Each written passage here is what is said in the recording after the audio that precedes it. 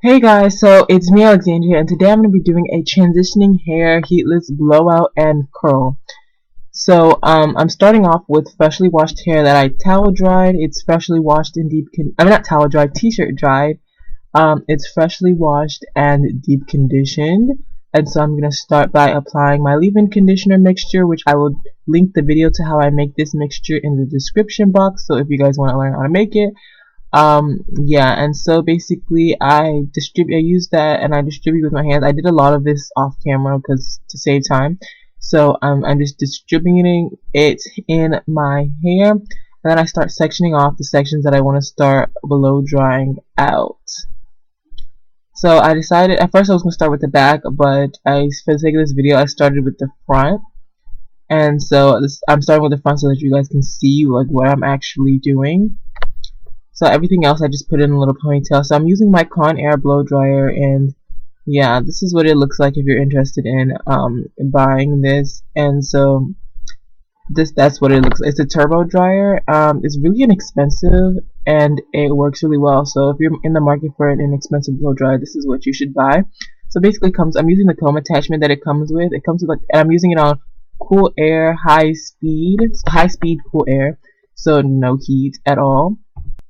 So originally I started with just blow drying, but I realized that was not going to work. So I basically take my section and I use a comb, and I use the wide tooth part of the comb, and I just detangle my hair before I blow dry it so that it makes the process so much easier. And then I turn it back on cool air and I blow dry it. Yes, blow drying on cool air takes a little bit longer, but it is so worth it because it's heatless.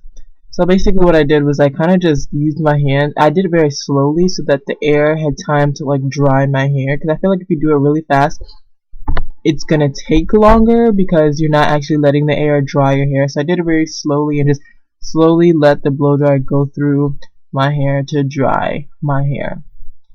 And that's basically what I did.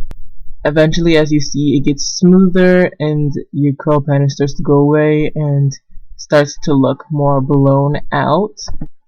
So this is what I do. It really helps to comb out your hair in the beginning so that this blow drying process is easier and quicker. But that's what I do, and usually I actually Bantu knot the section away when I finish, but this time I tried to twist it just to see if there was a difference.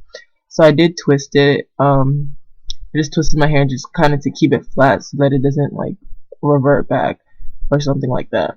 So I twisted it, but then later on I ended up just Bantu knotting it because twisting was just too much of a process. So for now I twisted it, and then I went on to the next section. And basically I repeated the process again. I took a section that I was going to use to blow dry. After getting that section, I just basically sectioned everything else back so that it wouldn't interfere with me. I basically used around like 1 to 2 inch. I used about 2 inch sections, like 3 by 1 sections for my hair.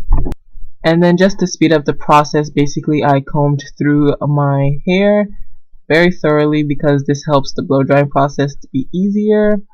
And after making sure that everything was smooth, I used a blow dryer, and basically I started with my ends and blow dried that area down first with the cool air, and then I just started and the rest of the process. So in case you're wondering like what I was doing exactly, so as I said, I ended up just Bantu knotting all the sections that I had already finished. So that's what you're seeing if you're confused. And then now I'm on to the last section, which I'm going to show you guys how I did.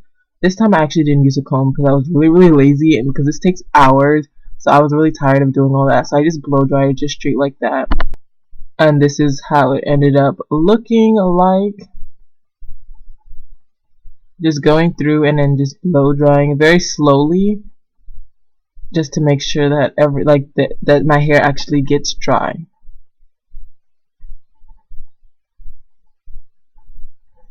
And if you look really closely, you guys can see where my relaxed ends start and where my natural hair start. You can see the difference between my relaxed and natural hair if you wondering why it's so thin at the ends and thick at the roots, because again I'm transitioning.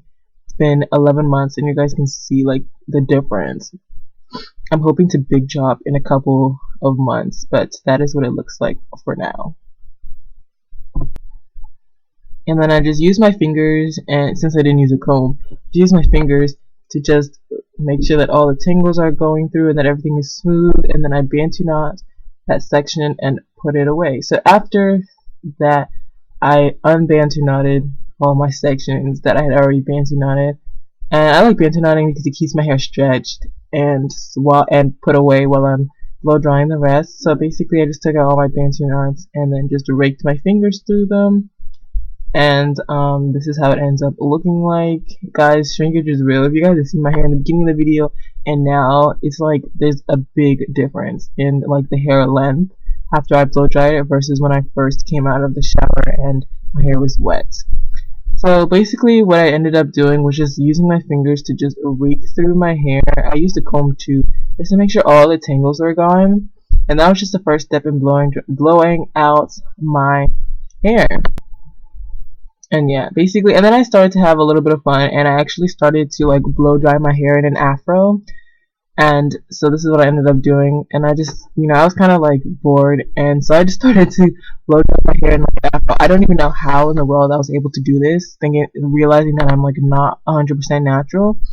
So I don't know how I was able to do this, but somehow I was, and I basically just like blew out my hair into like an afro type thing. And that was what I did, and I played with that a little bit, and then I went back to actually doing what I was supposed to be doing.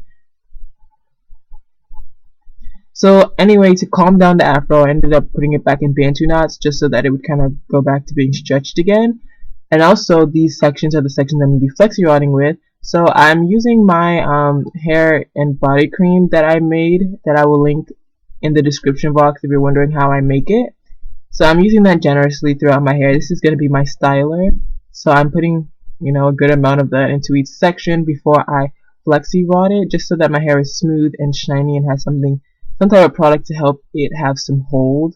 So I'm using an orange flexi rod. This is like about 3/4 inch diameter flexi rod, I believe. So anyway, I'm using that, and I am just going to twist or curl my hair with the flexi rod. And basically that is what I did, and I did that to all the sections in my hair. So I'm going to show you guys again, just if you want a closer look. Again, I apply the product into my hair, and then I take the flexi rod.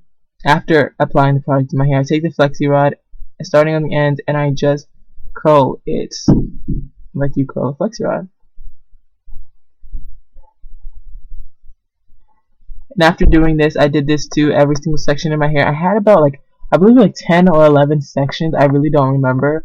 But this is how it ended up looking like. And yes, it was very uncomfortable to sleep in, but beauty takes pain. So that's what I did in my hair. Like I said, I think I used about 11 flexi rods or so. So the next morning after waking up, I took down all my flexi rods, and well, I'm gonna show you guys the result. The curls ended up really defined and had a lot of volume. So yeah, I actually did this hairstyle for my senior pictures. Yeah, this was actually a video to prep for my senior pictures. So yeah, so this is what my hair ended up looking like, and then I basically just kind of massaged my scalp and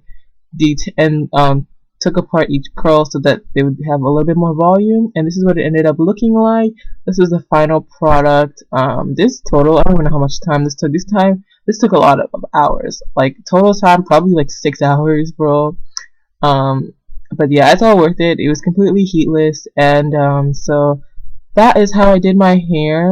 And as you can see, each and every curl. And I hope you guys enjoyed that video. I'm gonna try to do more hair videos as I develop new hairstyles, and I will see you guys in my next video. Bye.